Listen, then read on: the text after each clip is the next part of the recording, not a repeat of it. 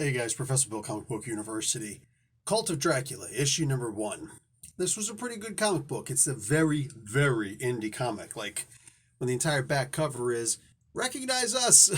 And I've done a couple reviews of some Source Point comics before, and they do kick out some pretty good stuff. Usually in like 4 parts and just, boom, good. Sometimes they'll do a part 2 to it in 4 parts. For the most part, the stuff they do is it's enjoyable. You know what I'm saying? At the same time, the best part about it, to offset the idea that they're not usually amazing stories, it's the idea that Source Point Press gives that shot to indie writers, to indie artists, right, who don't have a name anyplace, so that they can actually get a name. And I know there's a couple people who have actually gone on to something better, Sean Daly being one of them. And I love that about Source Point Press. So I try not to do too many reviews for Source Point because the stuff isn't always the greatest, but it's about, for me, it's about looking at the fact that here's some people who this is probably their first time ever doing something for comic books. And how great would it be to get the first comic book that Stan Lee ever wrote or that Jack Kirby ever drew, right? How fantastic would it be if you can get your hands on something like that? And Source Point Press is one of the places where you can do something like that. Granted, it's like, what do you call it? Lee and Kirby's first works aren't going to be great, and the first works here aren't exactly going to be great either. But everybody's got to start someplace, and I really genuinely enjoy seeing people in their rookie year, so to speak. Let's move on. I've been watching a lot of basketball today.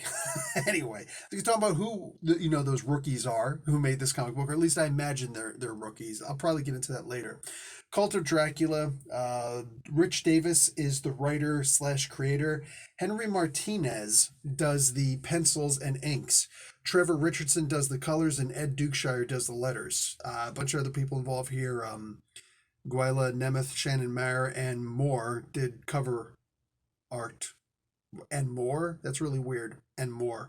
Anyway, here's something. Here's the first thing that I noticed that's interesting about this comic book.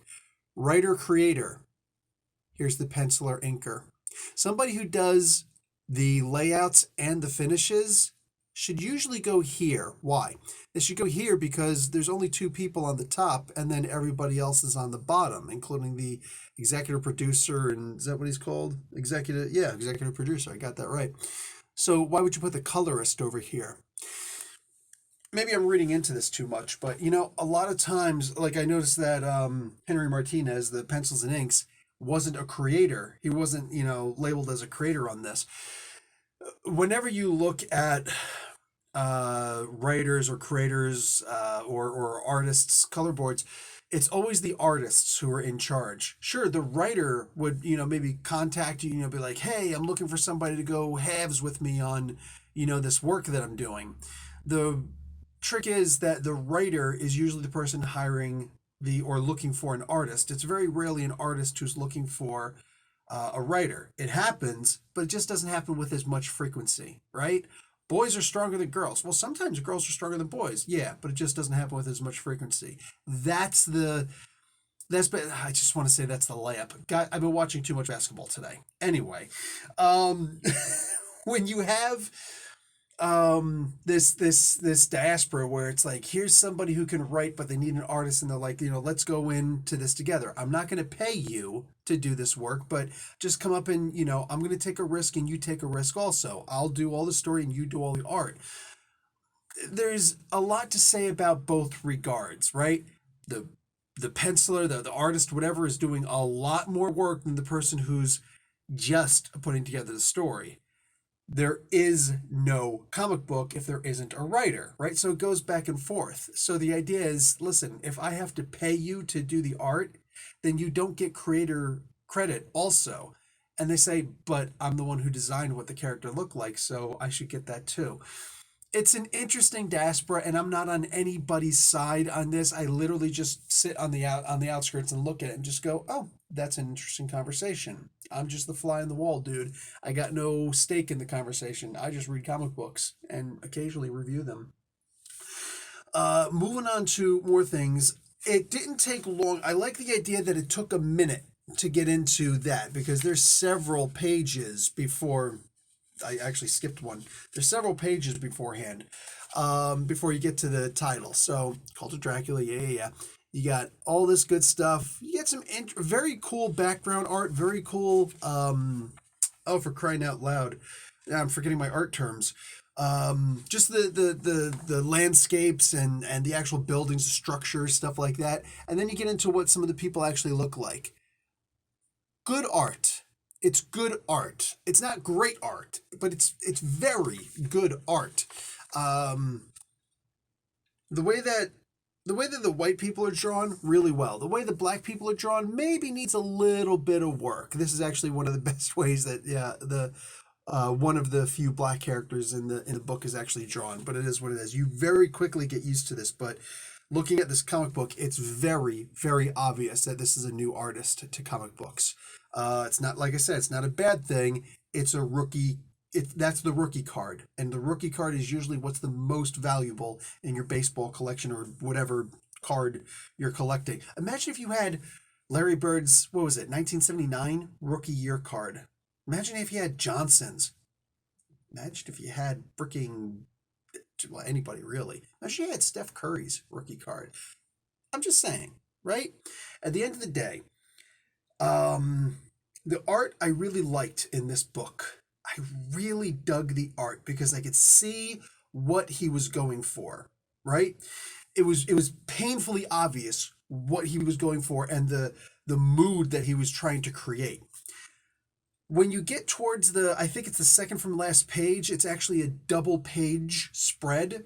Uh, there's no splashes used for this, but it's a double page, so it's like you'll see panel, panel, panel, straight across, panel, panel, panel, right? And that middle part there, it's not, like I said, it's not a splash, but my God, if it doesn't look like it, if it doesn't get the point across like it's a splash page, like it's a double splash page, then I don't know what does. That, more than anything else, it showed me two things. One, everything in the story was getting to that point. It also showed me that this artist knows what the hell he's doing, right? Not perfect at it, but he knows what he's going for and does a freaking great job with it. Again, Henry Martinez, really freaking fantastic job with putting that all together. And you could tell it's so blatantly obvious. There were no words there, no words necessary. And this is one of the reasons why you need a solid artist in a comic book, because you could be telling the best story ever. And if the art sucks, your book sucks. It's as simple as that. Nobody wants to sit here and read a comic book that the visuals suck. It's just not going to happen. Who wants to see stick figures of Captain America? You know what I'm saying? Nobody wants to see that nonsense. So, yeah.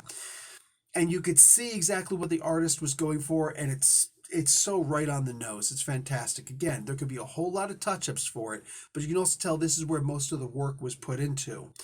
Can't complain. I can't complain. Really good stuff, and I enjoyed this. Again, rookie year, dude. Digging on this.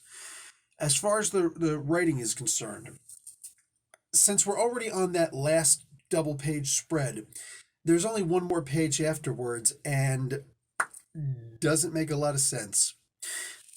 Not only does it just end, like abruptly end, but it ends and you don't know what happened. The confusion aspect is a good idea. I'm digging that. As long as it would have made the world of difference if it would have said to be continued at the very bottom. Because it was such an abrupt ending without any sense of closure or hold your horses, nothing, that I actually sat there on the last page trying to, when you get two pages stuck together and you're, trying to separate them like that with the modern comic book pages, right? I was doing that to a single page, thinking there has to be two pages stuck together with my copy, right? I almost ruined my book actually trying to, because I'm like, no, it's gotta, right? Yeah, I don't like the way that it ended. I'm actually okay with the way it ended, but if it would have said something as simple as to be continued, wow, what a huge difference that would have made. because then I'd understand this is where it stops, as opposed to having to resolve myself that, oh, this is where it stops. That immediate sense of closure would have done the world. Would have been like, oh, because then I could go back and turn the page back and look at that double page spreading and go, oh, oh, okay, and try to make more sense of that, as opposed to trying to figure out, did I miss something, flipping back and forth, and wait, what, the back cover, am I missing a page there, what's going on? That is one of those kind of things where it's like shooting yourself in the foot, basically. Yeah, you can still run after having shot yourself in the foot, and I don't know this from experience, but I can imagine shooting yourself in the foot would probably hamper your mobility. Have you ever stubbed your toe? Now imagine shooting yourself in the foot. So anyway, as far as the story is concerned, there's a good part and the direction of where to put the certain of the panels. Going back to that double page spread, the first image that you see on that page is of an eye. And I think the eye was blue. There's a like a crooked door. You know when you wedge a door open just a little bit and you're looking through it to see what's going on. There's a blue eye looking at something. The image immediately preceding that on the page prior, it's the exact same image, except that the eye is like brown or hazel or something like that, indicating that it's a different person. But so they're like what, looking at each other, but the door is still crooked the same way. So it makes me think that the double page spread is actually a reference to the past and not the present, and they haven't actually entered the room yet. So it's a weird kind of thing, but it also makes a little bit of sense. It makes a little bit of sense because the names that are used in this. Remember, this book is called The Cult of Dracula. So I'm interested in seeing where this is going, but I don't know if I'm interested enough in seeing where this is going. Um, the characters in here we're already familiar with. As soon as they said that the lead reporter's name was Mina, I'm like, oh. And they actually said Mina Murray, so I'm like, oh.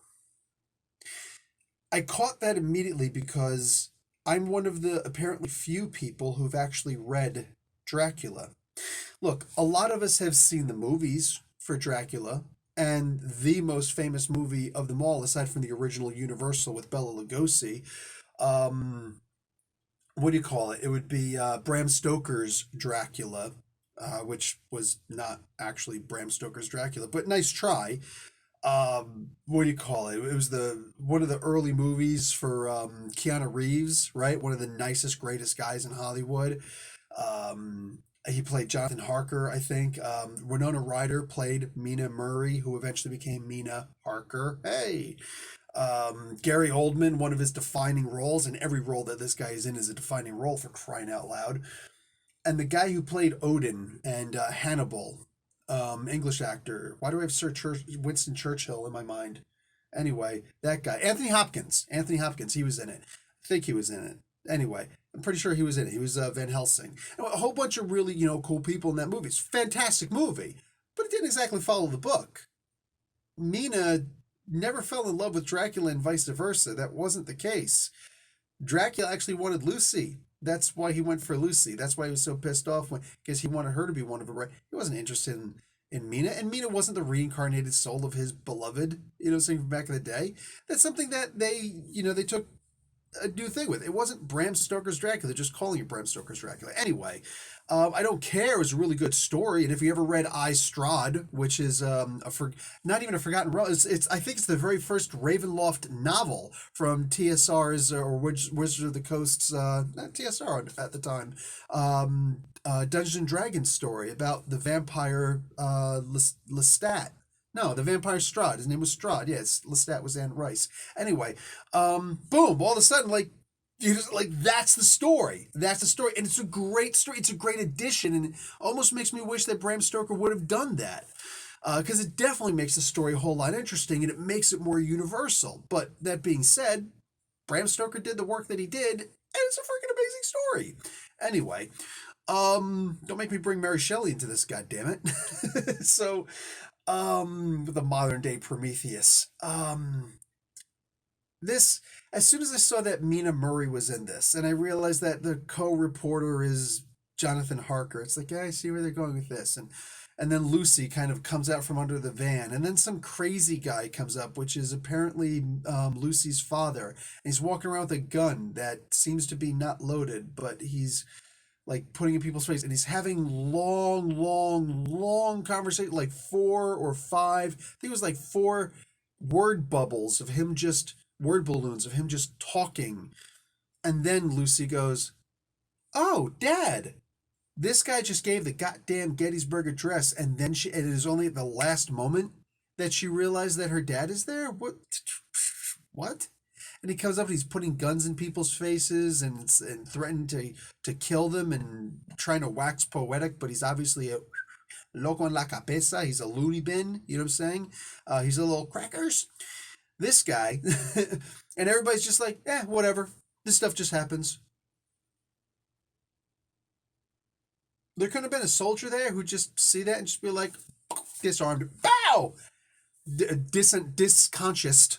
You know what I'm saying? Like, what the frick? Like, it was just the weirdest freaking thing in the world, and the guy just kept on talking, and of course none of it makes sense. The way that this is saved is if some of the things that he'd said actually wound up being prophecy for what's about to happen. That would be amazing. I don't know if we're going to get amazing. On top of that, using a bunch of characters but doing it different and with modern day and with guns, this is reminding me of the Romeo and Juliet movie with Leonardo DiCaprio. Chicks loved that movie, which I understand. That's fine. But most of us guys are just like, that movie freaking sucks. So like, that movie blows. Not interested. So like, I'll take the original. I'll take the original. I would rather go back to freaking Washington Square and watch a performance of that by, what do you call it, locals, as opposed to seeing that movie. Like, and that's just my personal taste, which makes me not like this story very much. This could go someplace, but I'd kind of rather see an original story, not just an original take. You get what I'm saying? You understand the difference of what I'm saying, right?